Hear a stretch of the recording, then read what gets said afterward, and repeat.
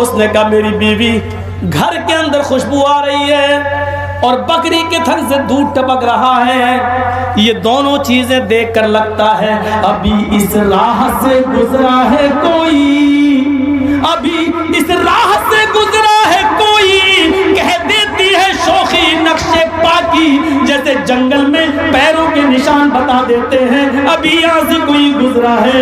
ایسے ہی بکری کے تھن سے نکلنے والے دودھ کو اور بکری کے اور گھر سے آنے والی اڑنے والی خوشبو یہ بتلا رہی ہے آئے محبت تیرے گھر سے کوئی برکتوں والا گیا ہے، تیرے گھر سے کوئی رحمتوں والا گیا ہے۔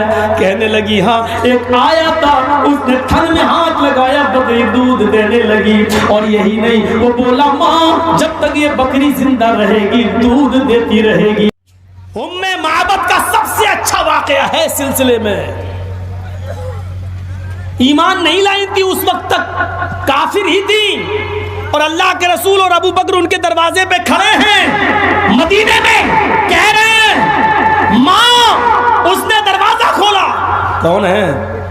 اجنبی آدمی لگتا ہے، پہلی بار دیکھ، اس کو نہیں معلوم کہ میرے دروازے پہ محمد ابن عبداللہ کھڑے ہیں۔ محمد کہو بیٹے کیسے آنا ہوا؟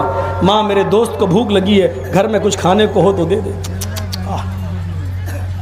مہمان نوازی کا بڑا شوق تھا عرب کے اندر، کچھ نہ ہو کھانے کو، ایک بکری ہو مہمان آ جائے وہ بکری ہی کاٹ دیتے، چاہے اس کا دودھ خود پی رہے ہوں وہ، لیکن دیکھا مہمان آ گیا تو اپنی پوری بکری ذبح کر۔ آج بھی یہ رواج عرب کے اندر موجود ہے، مہمان کے لیے اپنی پوری بکری ذبح کر دیتے۔ کہنے لگی بیٹے میرے گھر میں آج ہی کچھ نہیں ہے کھانے کو، میرے شوہر شکار کھیلنے کے لیے گئے ہیں، ابھی تازہ گوشت لائیں گے کسی بھی جانور کا، آؤ بیٹھو۔ ہم ماں اتنا ٹائم نہیں ہے، تیرے دروازے پر ایک بکری بندھی ہوئی ہے، اس بکری کا دودھ پلا دے۔ کہنے لگی بیٹے اس بکری نے تو 3 مہینے سے، یا ایک روایت میں آتا ہے 6 مہینے پہلے ہی سے دودھ دینا بند کر دیا ہے، یہ بکری تو 6 مہینے سے دودھ ہی نہیں دیتی۔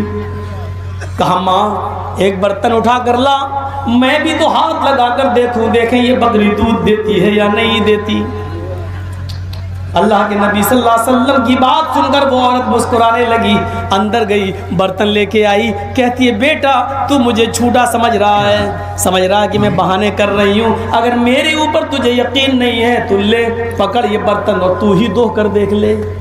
اللہ کے نبی نے وہ برتن اپنے ہاتھ میں لیا، آگے بڑھنے لگے، وہ بکری جو اٹھانے کے بعد ہی اڑتی تھی آج اپنے سے کھڑی ہو گئی۔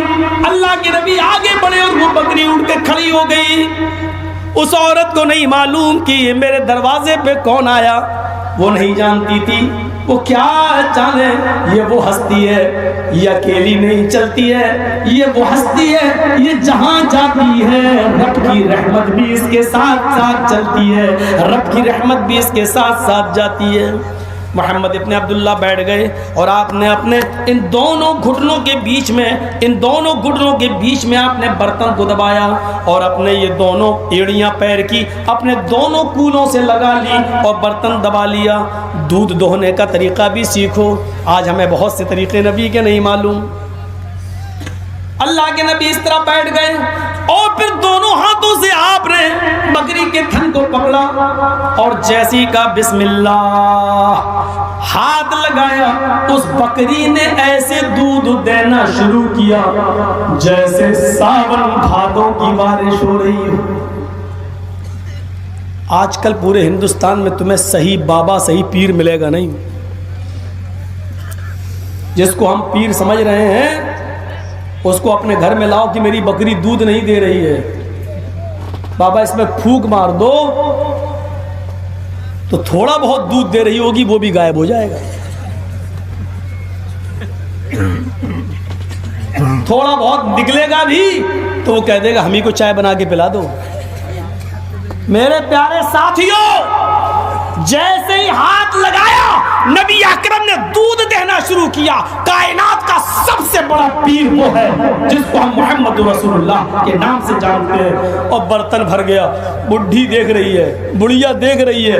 معبد کہتی ہے بیٹا میں جھوٹی نہیں ہوں، اللہ کی قسم یہ دودھ دیتی نہیں تھی، پتہ نہیں آج کیسے دیتی۔ ہم جھوٹے نہیں ہیں؟ آپ نے کہا ماں میں جانتا ہوں کہ تم جھوٹ نہیں بول رہی ہو۔ آپ نے ابو بکر سے کہا تم دودھ پیو، پھر آپ نے خود دودھ پیا۔ ماں تیرا تو برتن ہے، تیرا تو گھر ہے، بکری بھی تیری ہے، تو اب زندگی بھر دودھ پینا، لے پکڑ۔ بچا دودھ تو اس کو بھی دے دیا۔ جانے لگے، کہنے لگی کہاں جا رہے ہو؟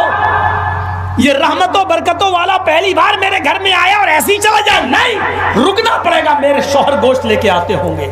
کہا ماں جا کہاں رہا ہوں، 2-4 دن کے بعد پھر لوٹوں گا، تیرے گھر سے ہوتے ہوئے جاؤں گا، وہی گوشت کھلا دینا جو تیرے شوہر لے کے آئے۔ ٹھیک ہے، پکا وعدہ؟ ہاں۔ لوٹو گے؟ ہاں۔ میں رکھ لوں گی گوشت کو۔ عرب کے اندر گوشت کو سکھا کر رکھنے کا رواج تھا، اس میں نمک لگا کے، سالٹ لگا کے دھوپ میں سکھا لیا جاتا تھا، اور اس کے بڑے بڑے ٹکڑے کر کے گوشت کو سکھا دیا۔ اس کو قدید بولتے ہیں عربی زبان میں، قدید۔ گوشت کے بڑے بڑے ٹکڑے نمک لگا کے اور سالٹ لگا کے اس کو دھوپ میں سکھا لیتے تھے، ضرورت پڑے تو اسی میں سے کاٹ لیتے تھے، اور 250 گرام پکا لیا، آدھا کلو پکا لیا، تو تم رکھ لینا، میں آؤں گا قدید تمہارا سوکھا ہوا گوشت کھا لوں گا۔ کہا ٹھیک ہے۔ چل دیے، ابھی بھی نہیں معلوم کہ کون ہے یہ، ابھی 100 قدم گئے ہوں گے اللہ کے رسول، بس صرف 100 قدم آگے بڑھے ہوں گے، اتنے میں شوہر آ گیا۔ ابو معبد جیسے ہی گھر میں گھسا، اس نے بکری کے تھن سے ٹپکنے والا دودھ دیکھا، بکری کے تھن میں ایک ایک بوند دودھ کی گرتے ہوئے تھن سے دیکھی، گھر میں خوشبو دیکھی، اس نے گوشت کی پوڈری زمین کی اوپر رکھی اور بکری کے تھن کو دیکھنے لگا، اور گھر کے آنگن سے خوشبو اٹھتی ہوئی سونگنے لگا۔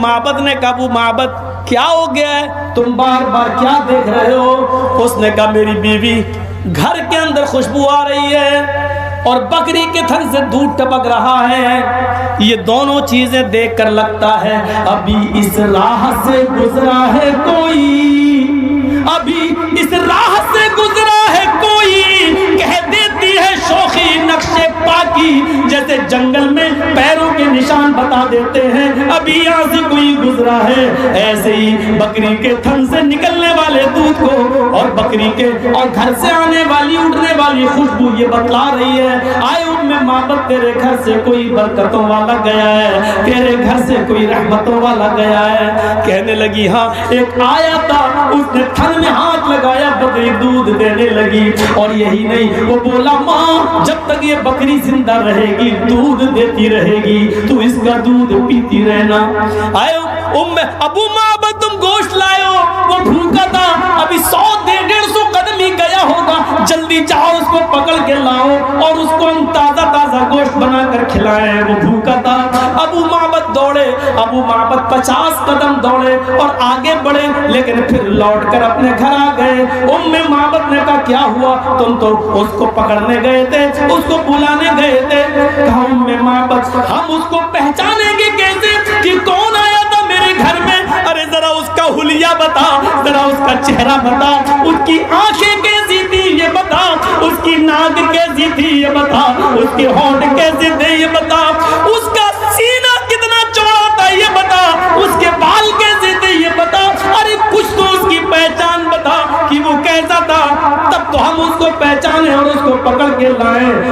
معبد کہتی ہے اتنا روب تھا اس کے چہرے پر، اتنا جلال تھا اس کے چہرے پر، آئے ابو معبد ایک بار دیکھا دوبارہ دیکھنے کی ہمت نہیں پڑی، اتنا روب تھا، اللہ کی قسم مجھے نہیں معلوم کہ اس کی آنکھیں کیسی تھی، اس کے ہونٹ کیسے تھے، اس کی ناک کیسی تھی، اس کی آنکھیں کیسی تھی، اس کا سینہ کیسا تھا، میں تو صرف اتنا جانتی ہوں وہ چاند کا ایک ٹکڑا یا سورج کی طرح روشن اور چمکدار چہرہ تھا۔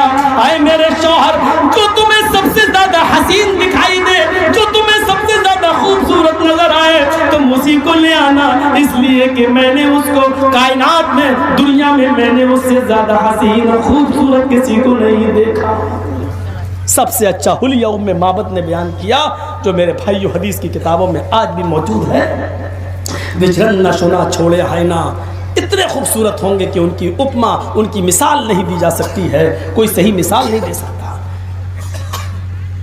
اتنی خوبصورتی، کسی نے کہا کہ وہ چراغ تھے، کسی نے کہا کہ وہ سورج کی طرح روشن تھے، کسی نے کہا کہ وہ بند کمرے میں بیٹھ جائیں تو چمکتے تھے، کسی نے کہا اگرچہ اس میں ضعف اور کمزوری ہے کہ محمد صلی اللہ علیہ وسلم جب مسکراتے تھے تو آپ کے دانتوں کی لائٹ اور چمک سے زمین پر پڑی ہوئی سوئی مل جایا کرتی تھی. کسی نے اپنا اندازہ بیان کیا, کسی نے کچھ کہا, کسی نے کچھ کہا, صحیح مثال کوئی نہیں دے سکا. سب سے زیادہ صحیح مثال اگر کسی نے پیش کی تو ام معبد نے, کہ وہ چاند یا سورج کا ایک ٹکڑا تھا جو میرے گھر کو روشن کر کے چلا گیا.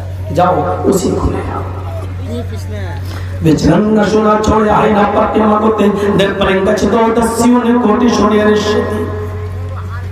اتنے خوبصورت تھے کہ قرآن نے سراج منیرہ کہہ دیا, روشن سورج. حضرت عائشہ نے بھی جو شعر پڑھا کرتی تھی اس میں اپنے شوہر کو سورج ہی کہتی تھی, اور دنیا والوں کو کہا کرتی تھی, اے دنیا والوں تمہارا سورج تو آسمان پہ چمکتا ہے لیکن میرا سورج میرے پاس عشاء کے بعد بستر پہ آتا ہے. وہ شعر پڑھتی تھی تو یوں کہتی تھی کہ لی شمس وللآفاق شمس, لی شمس وللآفاق شمس, شمسی خیر من شمس السماء, ان الشمس تطلع بعد فجر, شمسی تطلع بعد العشاء. وہ یہ کہتی تھی کیا ہے, سورج آسمان پر, دنیا والوں تمہارا سورج وہ ہے جو آسمان پہ چمکتا ہے, اور ایک سورج میرے پاس ہے لیکن میرے پاس جو سورج ہے وہ تمہارے سورج سے بہتر ہے. شمسی خیر من شمس السماء, میرا سورج تمہارے سورج سے, آسمان کے سورج سے اچھا ہے, بہتر ہے. اے دنیا والوں ان الشمس تطلع بعد فجر, تمہارا سورج تو آسمان پر فجر کے بعد چمکتا ہے. شمسی تطلع بعد العشاء, لیکن میرا سورج میری آغوش میں, میری گود میں عشاء کے بعد میرے بستر پر آتا ہے. یعنی محمد رسول اللہ میرے سورج ہیں. یہ حضرت عائشہ بیان کر رہی ہیں. اپنے شوہر کو سورج کہنا آج کے زمانے میں یہ بہت بڑے دل گردے کی بات ہے. کوئی عورت نہیں کہہ پائے گی. ایک پیر صاحب تھے, پوری زندگی ہو گئی اپنی بیوی سے کہتے تھے میں پیر ہوں. ان کی عورت کہتی تھی تیرے جیسے 336 پیر روز دیکھتی ہوں. وہ پیر ہی نہیں مانتی تھی. ایک دن عورت نے دیکھا کہ ہوا میں کوئی اڑ رہا ہے, مصلی بچھائے ہوئے, نماز پڑھ رہا ہے ہوا میں اور پڑھتا ہوا جا رہا ہے. کہنے لگی یہ ہے پیر. تو جب شوہر آیا تو کہنے لگی کہ معلوم ہے تمہیں کچھ, آج ایک پیر ہم نے دیکھا, اپنے آپ کو پیر بنتے ہو, ہے تم کوئی پیر ہو؟ کہا کیوں, کیا دیکھا؟ آج میں نے دیکھا ہوا میں مصلی بچھائے ہوئے نماز پڑھتے ہوئے ایک پیر صاحب ہوا میں اڑ رہے تھے, وہ پیر تھے. تو شوہر نے اپنا نام کرنے کے لیے کہا اچھا تم نے دیکھا اسے؟ کہا ہاں. ہوا میں اڑتے ہوئے دیکھا؟ ہاں. مصلی پہ نماز پڑھتے ہوئے دیکھا؟ کہا ہاں. ارے پگلی وہ میں ہی تو تھا. اپنی بیوی سے بولے ارے پگلی وہ میں ہی تو تھا. بیوی دانت میں تم تھے؟ ہاں مجھے لگا کہ تم ہی ہوگے. کہا کیوں؟ کہا الٹے اڑ رہے تھے, ٹیڑے اڑ رہے تھے. پھر کمی نکال, ابھی تعریف کر رہی تھی, جب سنا کہ ہم ہی تھے, تم تھے, اور تبھی ٹیڑے اڑ رہے تھے, مجھے لگا کہ تم ہی ہوگے. پھر کمی نکال دی. یہ آج کل کی عورتیں اپنے شوہر کی کبھی تعریف اس طریقے سے کر نہیں سکتی. ہاں کب کریں گی؟ پہلے تنخواہ مہینے کی پہلی تاریخ کو آپ کو 10,000 روپے ملے, آپ 500 روپے کا سامان Fair and Lovely, Pond's, sari خرید کے آپ لے آئیے, تب وہ کہے گی میرا شوہر دنیا کا سب سے اچھا شوہر ہے, سب سے اچھا شوہر. اور جہاں ایک دن کمی ہو گئی تو آپ سمجھ لیجئے گا اللہ کی قسم پوری زندگی کی محنت پہ پانی پھر جائے گا آپ کا. کیا کیا تم نے؟